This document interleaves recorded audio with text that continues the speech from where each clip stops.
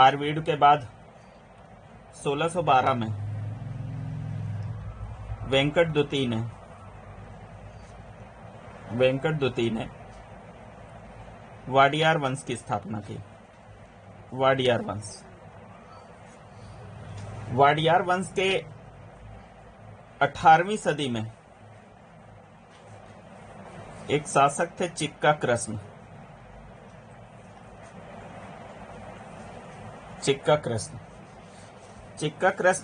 के दो मंत्री थे, देवराज और नंदराज।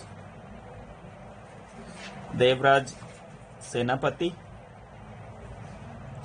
और नंदराज की हैसियत प्रधानमंत्री जैसी थी, राजस्व अधीक्षक।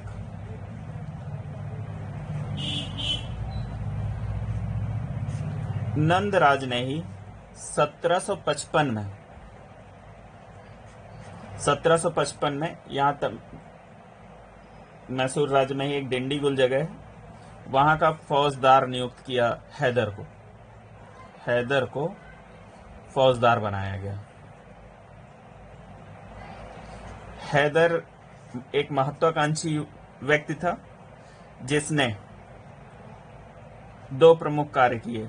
एक तो वो अशिक्षित थे, अपने अशिक्षापन को दूर करने के लिए उन्होंने खांडेराव नामक ब्राह्मण को अपना सलाहकार बनाया, और दूसरा 1755 में ही फ्रांसीसियों की सहायता से डिंडीगुल में आधुनिक शस्त्रागार की स्थापना की। शस्त्रागार बनाया और अपना सलाहकार नियुक्त किया, और आगे चलकर इन्होंने मैसूर की राजधानी श्रीरंगपट्टम में आक्रमण कर दिया और नंदराज को ही बंदी बना लिया और स्वयं को राजा का संरक्षक नियुक्त कर दिया। और 1761 में स्वयं मैसूर के राजा बन गए।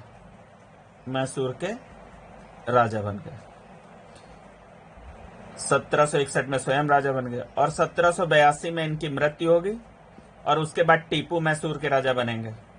1799 में टीपू को अंग्रेज मार देंगे। तो टीपू और हैदर दोनों के साथ अगर देखें तो अंग्रेजों के साथ जो संघर्ष हुए वो 4 आंग्ल मैसूर युद्धों के रूप में देखे जाएंगे। इसके बाद 1799 में जब टीपू की मृत्यु हो जाएगी तो अंग्रेज मैसूर के साथ सहायक संधि कर लेंगे और वाडियार वंश के ही एक बालक को सिंहासन पर बिठा देंगे। सहायक संधि हो गई 1799 में अंग्रेजों से, और इस सहायक संधि से मैसूर अर्ध अंग्रेजी राज्य में तब्दील हो गया। और 1831 तक आते आते विलियम बेंटिक, जो बंगाल के गवर्नर जनरल हैं, विलियम बेंटिक,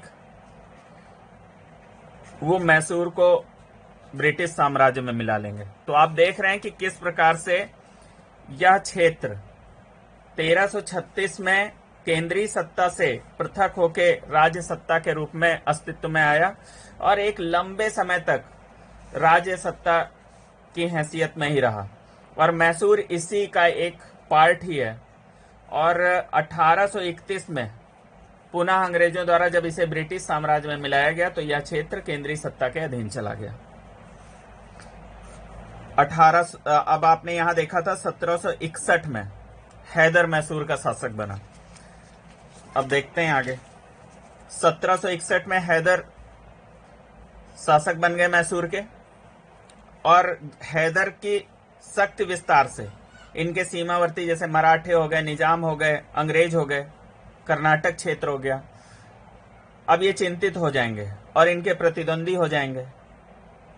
और इसी क्रम में अब प्रारंभ होंगे आंग्ल मैसूर युद्ध। हैदर अली के कुछ व्यक्तिगत जीवन पे भी बात कर लेते हैं। हैदर अली की पत्नी का नाम फातिमा, पुत्र का नाम टीपू। कह सकते हैं हैदर ने सर्वप्रथम भारत में किसी युद्ध में रॉकेट प्रणाली का प्रयोग किया, जबकि वह निरक्षर था। हैदर अली ही पहला व्यक्ति था जिसने दक्षिण में अंग्रेजों को परास्त किया। हैदर ने अपने सोने एवं तांबे के सिक्कों पर शिव, पार्वती, विष्णु जैसे हिंदू देवी देवताओं का अंकन करवाया। हैदर के समय उसके प्रांतों की संख्या 7 थी और वह अपने प्रांतों को आसिफी कहता था। अब हम लोग आंग्ल मैसूर युद्ध देखते हैं। आंग्ल मैसूर युद्ध, प्रथम आंग्ल मैसूर युद्ध 1767 से 69 के बीच लड़ा गया। इस समय मैसूर के शासक हैदर अली और बंगाल के गवर्नर, अंग्रेज गवर्नर लॉर्ड वेरेल्स थे। प्रथम आंग्ल मैसूर युद्ध के घटनाक्रम पे अगर चर्चा कर लें तो प्रथम आंग्ल मैसूर युद्ध के कारण की अगर बात करें तो प्रमुख कारण पे अगर देखें तो अंग्रेजों ने निजाम से संधि की। अंग्रेजों ने निजाम से संधि की और इस संधि के तहत उन्होंने उत्तरी सरकार के प्रांत के बदले हैदर अली के विरुद्ध अंग्रेजी सहायता प्राप्त की। तो जाहिर सी बात है हैदर क्रोधित होगा।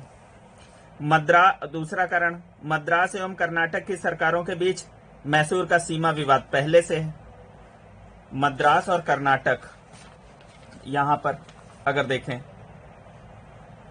और तीसरा कारण, मैसूर का मराठों के साथ अर्काट व अन्य भू प्रदेशों को लेकर झगड़ा पहले से चल रहा है।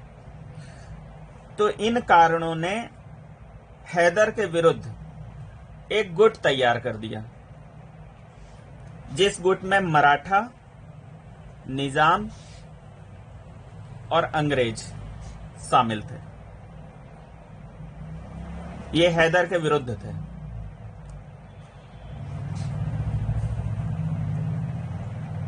हैदर ने स्थिति की नजाकत समझी और कूटनीति से काम लिया। उसने मराठों को धन देकर गुट से अलग कर दिया और निजाम को कुछ प्रदेश देने का लालच देकर गुट से अलग कर दिया। अब बचे अंग्रेज। तो अंग्रेज और हैदर के बीच युद्ध हुआ।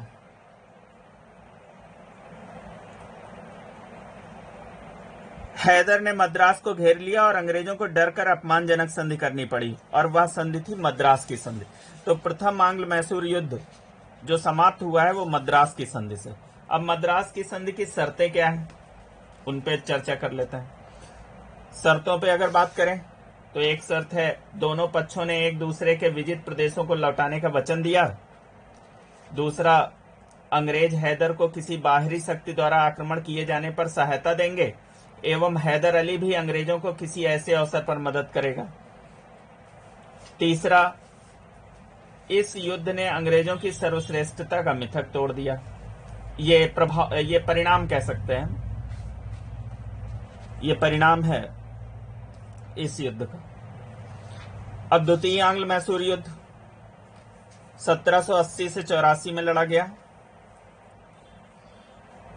इस समय मैसूर के शासक पहले हैदर अली हैं, लेकिन 1782 में जब हैदर अली की मृत्यु हो जाएगी तो टीपू मैसूर के शासक हो जाएंगे और वो इस युद्ध को जारी रखेंगे। इस समय बंगाल के गवर्नर जनरल हैं वॉरेन हेस्टिंग। अब इस युद्ध के घटनाक्रम पे बात कर लेते हैं। 1771 में मराठों ने जब मैसूर पर आक्रमण किया तो अंग्रेजों ने मैसूर का साथ नहीं दिया, जबकि मद्रास की संधि में एक शर्त थी कि वो सहायता देंगे, तो संधि का उल्लंघन हुआ। दूसरा, अंग्रेजों ने हैदर के क्षेत्र में स्थित फ्रांसीसी बस्ती, आप देख सकते हैं ये माहे है, इस पर आक्रमण किया। अब इस बार हैदर ने निजाम प्लस मराठा और हैदर मिलकर एक गुट बन गया और इस गुट ने 1780 में कर्नाटक पर आक्रमण किया। कर्नल वैली को हराकर अर्काट प्रदेश जीत लिया इन्होंने। इसी समय अंग्रेजों ने क्या किया, निजाम को गुंटूर प्रदेश का लालच दिया, भूभाग दे दिया और मराठों के साथ 1782 की उन्होंने सालबाई की संधि करके इस गुट से अलग कर लिया। इस बार हैदर अकेले पड़ गए। हैदर को पोर्टो नोवा पोर्टोनोवा एक जगह है यहाँ पर, उसमें हैदर को अंग्रेजों ने पराजित किया। परंतु कुछ समय बाद हैदर ने अंग्रेज सेनापति ब्रेथवेट को एक युद्ध में पराजित कर बंदी बना लिया। परंतु अचानक ही हैदर की मृत्यु हो गई 7 दिसंबर 1782 को। टीपू ने युद्ध की कमान संभाली। द्वितीय आंग्ल मैसूर युद्ध पर हम लोग बात कर रहे हैं। टीपू ने युद्ध जारी रखा, परंतु अंततः कोई निर्णय नहीं निकला और दोनों पक्षों ने 1784 में एक संधि कर ली, मंगलौर की संधि। मंगलौर की संधि की शर्तें देख लेते हैं क्या है। मंगलौर की संधि भी अंग्रेज और मैसूर के बीच हुई, टीपू के बीच।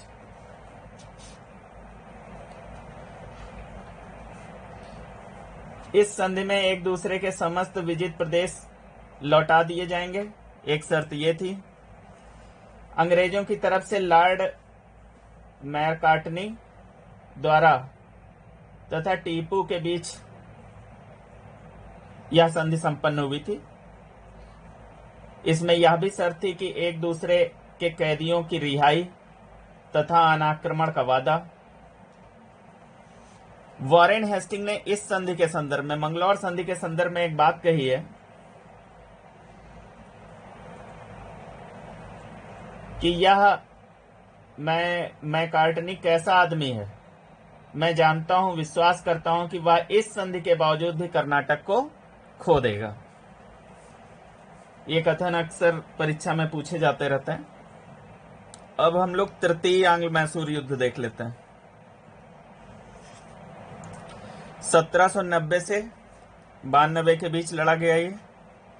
मैसूर के शासक टीपू और बंगाल के गवर्नर जनरल लॉर्ड कॉर्नवालिस इस युद्ध की प्रमुख घटनाओं पर चर्चा कर लेते हैं। इस युद्ध के संबंध में कॉर्नवालिस ने पहले कहा था कि मैसूर पर अधिकार करना एक आवश्यक बुराई है जिसे करना हमारी आवश्यकता है। 1784-85 में पिट्स इंडिया एक्ट में एक प्रावधान भी था कि कंपनी अब कोई नया प्रदेश नहीं जीतेगी, परंतु फिर भी कॉर्नवालिस ने एक गुट तैयार किया और यह गुट मैसूर के विरुद्ध। इस गुट में अंग्रेज, मराठा व निजाम।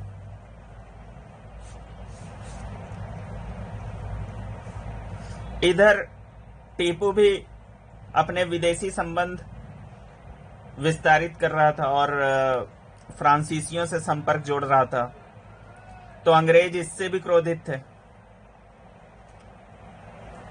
इसी बीच अंग्रेजों ने, ये कोचीन रियासत के यहाँ के क्षेत्र हैं कुछ,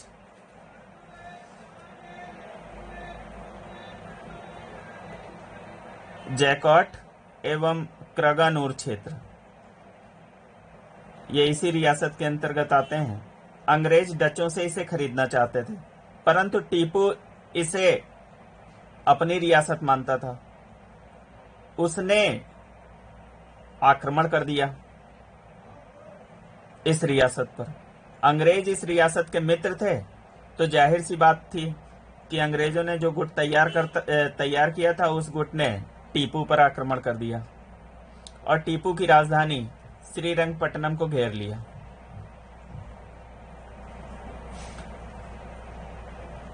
अंततः टीपू को एक संधि करनी पड़ी, श्रीरंगपट्टनम की संधि। श्रीरंगपट्टनम की संधि की शर्तें देख लेते हैं।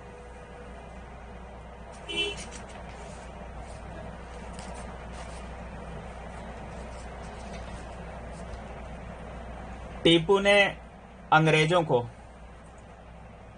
इस संधि के तहत 12 महल, डिंडीगुल, मालाबार सहित लगभग अपना आधा राज्य अंग्रेजों को दे दिया। तो टीपू तो अब बर्बाद ही हो गए। टीपू ने 3 करोड़ रुपया युद्ध क्षतिपूर्ति के लिए भी दिया और इस संधि की शर्तों में मराठों को तुंगभद्रा नदी के उत्तर का भाग तथा निजाम को पेन्नार तथा कृष्णा नदी के बीच का भाग मिला। टीपू के तुरंत भुगतान न करने पर रुपयों के बदले 2 पुत्रों को अंग्रेजों के पास बंधक रखना पड़ा।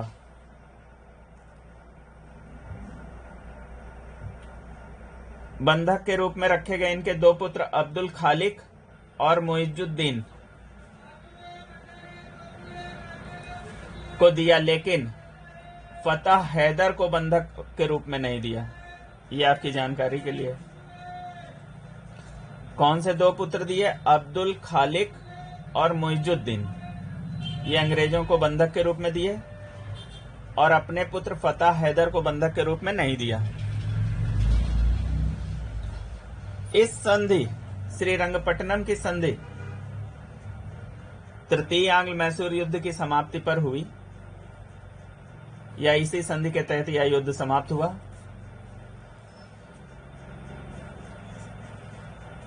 इसके संबंध में, इस संधि के संबंध में कार्नवालिस ने एक कथन कहा है कि हमने बिना अपने मित्रों को शक्तिशाली बनाए अपने शत्रु का नाश कर दिया। यह जो कथन है, इसकी तार्किकता पर अगर बात की जाए, इस कथन की तार्किकता पर बात करते हैं कि बिना अपने मित्रों को अत्यंत शक्तिशाली बनाए हमने अपने शत्रु को पंगु कर दिया। देखते हैं, अंग्रेजों को मिले क्षेत्र मालाबार क्षेत्र, कुर्ग, डिंडीगुल रीजन और 12 महल क्षेत्र। इन क्षेत्रों को अंग्रेजों ने अपने व्यापारिक और सामरिक उपयोग के लिए तैयार कर लिया। और मराठों को जो क्षेत्र मिला है, कृष्णा व तुंगभद्रा का क्षेत्र, कृष्णा व तुंगभद्रा का क्षेत्र, इसके उत्तर में अगर देखें तो निजाम है और एक तरफ अंग्रेज हैं। तो यह क्षेत्र देने पर मराठों पर नियंत्रण भी बना रहा। इसी तरह अगर बात करें, निजामों को मिला क्षेत्र कृष्णा व पेन्नार का मध्य क्षेत्र, तो इसमें एक और मराठे हैं और एक तरफ अंग्रेज हैं, तो निजाम पर भी नियंत्रण बना रहा। तो इस प्रकार हम कह सकते हैं उसने सब पर नियंत्रण भी बनाए रखा और इस संधि से टीपू का तो आधा राज्य ही ले लिया, तो सभी पर नियंत्रण बना रहा। तो तार्किकता भी सिद्ध होती कि बिना अपने मित्रों को अत्यंत शक्तिशाली बनाए हमने अपने शत्रु को पंगु बना दिया। चतुर्थ आंग्ल मैसूर युद्ध पर बात कर लेते हैं। 1799 में लड़ा गया। इस समय यहाँ के मैसूर के शासक टीपू और गवर्नर, बंगाल के गवर्नर जनरल लॉर्ड वेलेजली। अब चतुर्थ आंग्ल मैसूर युद्ध के घटनाक्रम पे बात कर लेते हैं। इस समय टीपू ने नेपोलियन से भी पत्र व्यवहार किया था और अन्य विदेशी सहायता भी प्राप्त करने की कोशिश की। और अंग्रेजों का यह आरोप था कि वह निजाम और मराठों से मिलकर अंग्रेजों के खिलाफ षड्यंत्र कर रहा है। अतः अंग्रेजों ने टीपू के पास एक संदेश भेजा कि सहायक संधि स्वीकारे, नहीं तो युद्ध के लिए तैयार हो जाए। टीपू ने सहायक संधि नहीं स्वीकारी। परिणामतः अंग्रेजों ने पहले तो मराठों और निजाम को अपनी ओर मिलाया और समझौता कर लिया कि टीपू के विरुद्ध युद्ध में जो भी लाभ होगा उसको बराबर बराबर बांट लेंगे। फिर से एक त्रिगुट तैयार हो गया।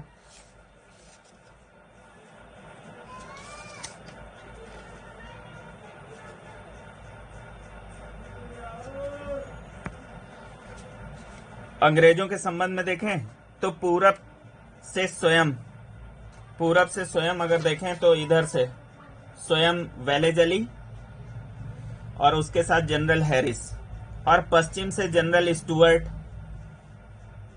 ने टीपू पर आक्रमण किया और श्रीरंगपट्टनम के दुर्ग को घेर लिया। टीपू यहीं लड़ता हुआ अंततः मारा गया और टीपू के परिवार को बेलूर में कैद कर लिया गया। अंग्रेजों व मैसूर में पुनः एक सहायक संधि हुई और वाडियार वंश का बालक कृष्ण राज मैसूर का शासक बना। 1799 में सहायक संधि हुई और वाडियार वंश का एक बालक कृष्णराज सत्तासीन हुआ। अब इस समय चतुर्थांग मैसूर युद्ध के बाद लॉर्ड वेलेजली ने एक कथन कहा था कि आज पूरब का साम्राज्य मेरे कदमों पर पड़ा है, आज पूरब का साम्राज्य मेरे कदमों पर पड़ा है। इस कथन की तार्किकता देख लेते हैं, तार्किक रूप से यह कहां तक सही है। तो चतुर्थांग मैसूर युद्ध के बाद टीपू की पराजय हो गई और मृत्यु हो गई, तो मैसूर राज्य तो अब प्रतिद्वंदी रहा ही नहीं। फ्रांसीसी भी इस समय तक सहायता विहीन हो गए थे। आपको पता है कि फ्रांसीसियों का राजनीतिक अस्तित्व 1760 में वंडीवास के युद्ध से ही समाप्त हो गया। अन्य राज्य भी जैसे बंगाल हो गया, मुगल बादशाह हो गए, अवध हो गए, अवध क्षेत्र हो गया, मराठे हो गए, निजाम हो गए, ये सभी भी शक्ति विहीन हो चुके थे।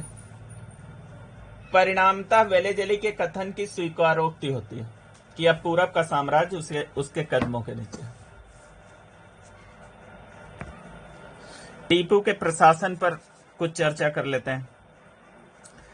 टीपू का प्रशासन निरंकुश रहते हुए भी उत्तम एवं प्रजाहित में था। सुल्तान राजनैतिक, आर्थिक, सैनिक शक्ति का केंद्र होता था। टीपू ने अपने साम्राज्य को केंद्र, प्रांत, जिला व ग्राम में विभाजित कर रखा था। वह राज्य का सर्वोच्च न्यायाधीश था। उसके समय मुख्य विभाग 7 जैसे मीर आसिफ कचहरी, ये राजस्व एवं बिल विभाग था। मीर मीरा कचहरी सैन्य विभाग, एक अन्य मीर मीरा कचहरी, वह भी सैन्य व उससे जुड़ी हुई व्यवस्थाएं देखता था। मीर सदर कचहरी, ये तोपखाना एवं दुर्ग शिक्षा देखता था यह विभाग। एक मलिक उत्तुजार, ये वाणिज्य विभाग था। मीर याम कचहरी, ये जल सेना विभाग था। मीर खजाना कचहरी, ये कोष विभाग था। तो ये जो मुख्य 7 विभाग हैं, प्रत्येक विभाग का जो मुख्य अधिकारी होता था उनसे मिलकर एक बोर्ड बनता था और बोर्ड में निर्णय का आधार बहुमत था, परंतु अंतिम निर्णय सुल्तान का होता था। टीपू के प्रशासन में प्रांत की बात करें तो प्रांत का मुख्य अधिकारी आसिफ होता था। टीपू का स्थानीय शासन पंचायतों के माध्यम से चलता था। टीपू ने हैदर की जागीरदारी व्यवस्था को समाप्त कर रैयतवाड़ी व्यवस्था लागू की। रैयतवाड़ी व्यवस्था से तात्पर्य सीधे किसानों से बंदोबस्त किया। उसने पॉलीगर जमींदार होते थे का पैतृक अधिकार समाप्त कर दिया। किसानों को तकावी ऋण दिए, कृषि हेतु जो ऋण दिए जाते थे। टीपू के समय भूमि कर प्रायः 1/2 से 1/3 तक लिया जाता था। व्यापार में राज्य का एकाधिकार अगर देखें तो सुपारी, चंदन, काली मिर्च, लौंग, इलायची, सोना एवं चांदी पर था। वह हाथियों का भी निर्यात करता था। राज्य में कपड़े, चीनी, कागज, गोला बारूद के कारखाने भी लगाए गए थे। टीपू ने सेना को यूरोपीय तरीके से गठित किया एवं तोपों का निर्माण भी कराया। 1796 में उसने एक नौसेना बोर्ड का भी गठन किया। टीपू 1782 में मैसूर का शासक बना था और 1799 तक शासक के रूप में रहा। 1799 में उसकी मृत्यु हो गई। उसने 1787 में बादशाह या सुल्तान की उपाधि धारण की। अपने नाम के सिक्के चलवाए जिस पर हिंदू देवी देवताओं का चित्र एवं हिंदू संवत की तिथि अंकित कराई। टीपू आकर्षक व्यक्तित्व वाला युवक था, कुशल प्रशासक था। साम्राज्यवादी लेखक इसे सीधा साधा दैत्य कहते हैं। टीपू एक धर्म सहिष्णु शासक था, परंतु कुछ लोग इसे धर्मांध बताते हैं क्योंकि इसने हिंदू के कुर्गों एवं नायर जातियों का दमन किया था। परंतु यहाँ पे यह भी सोचना होगा कि इसने मुसलमान मोपलाओं को भी दंड दिया था। टीपू ने आधुनिक कैलेंडर चलाया। 1791 में हुए मराठा आक्रमण में श्रृंगेरी मंदिर टूट गया था। यहाँ श्रृंगेरी मंदिर टूट गया था उसके जीर्णोद्धार के लिए धन दिया, शारदा देवी की मूर्ति स्थापित करवाई। इसने फ्रांसीसी क्रांति से प्रभावित होकर श्रीरंगपट्टनम में जैकोबिन क्लब बनाया, उसकी सदस्यता ग्रहण की, स्वयं को नागरिक टीपू कहा। श्रीरंगपट्टनम में फ्रांसीसी मित्रता प्रदर्शित करने के लिए स्वतंत्रता का वृक्ष लगवाया। टीपू प्रथम भारतीय प्रशासक था जिसने देसी प्रशासन में पाश्चात्य प्रशासन का मिश्रण किया। टीपू ने मित्रता व सहायता के उद्देश्य से अपने राजदूत मॉरिशस, अफगानिस्तान, अरब, कुस्तुनतुनिया, तुर्की तथा फ्रांस भेजे। टीपू ने आधुनिक पद्धति पर अपने दूतावास विदेशों में स्थापित किए। टीपू की आत्मकथा तारीखे खुदादादी है। इसके दो प्रमुख हिंदू मंत्री थे, पूर्णिया राव तथा कृष्णा राव। टीपू ने कभी भी अंग्रेजों की सहायक संधि स्वीकार नहीं की। टीपू के बारे में मूर ने लिखा है, मूर ने टीपू के बारे में लिखा है कि जब एक व्यक्ति एक अनजाने प्रदेश से गुजरता हुआ यह देखे कि वहां फसलें लहलहा रही हैं, जनसंख्या एवं उद्योग बहुत अच्छे हैं, नए नगर बस रहे हैं, व्यापार चरम पर है और प्रत्येक वस्तु में आकर्षण है, तो निश्चय वह यही कहेगा कि जनता कुशल प्रशासक के अधीन है। यही टीपू के प्रदेश का चित्र है। यह मूर का कथन है। अब सर जॉन सोर का कथन देख लेते हैं। सर जॉन सोर ने टीपू के बारे में क्या कहा है? टीपू के किसान सुरक्षित हैं और श्रम के लिए प्रोत्साहन मिलता है एवं उसे अपने सैनिकों का विश्वास प्राप्त है। तो अभी हम लोगों ने मैसूर राज्य पर चर्चा की।